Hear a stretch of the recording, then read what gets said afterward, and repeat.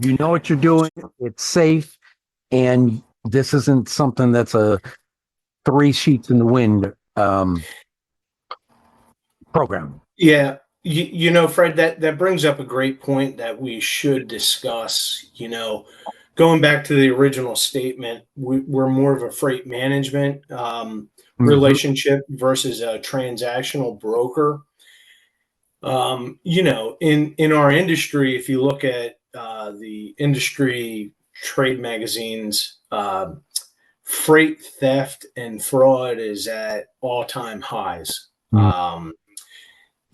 While there's great aspects of technology that are out there to automate things, and I don't want to say that, digital platform where people can go, kind of like a ride share app, etc. Those platforms exist, in the freight market. You know, Theft and fraud being at an all-time high, that technology also is an enabler for some, bad players to be Mhm. able to set up false companies.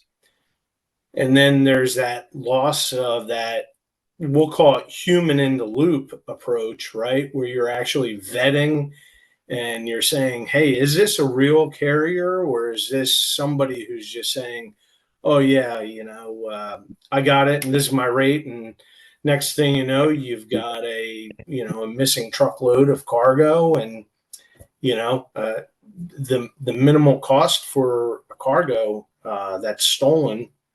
Most carriers, you're required to insure a full truckload up to $100,000, right?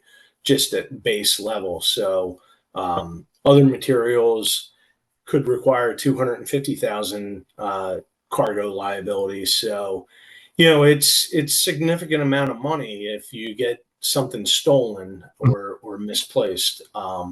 So going back to that piece, the stable of carriers that we utilize, they're known entities. They're extremely well vetted.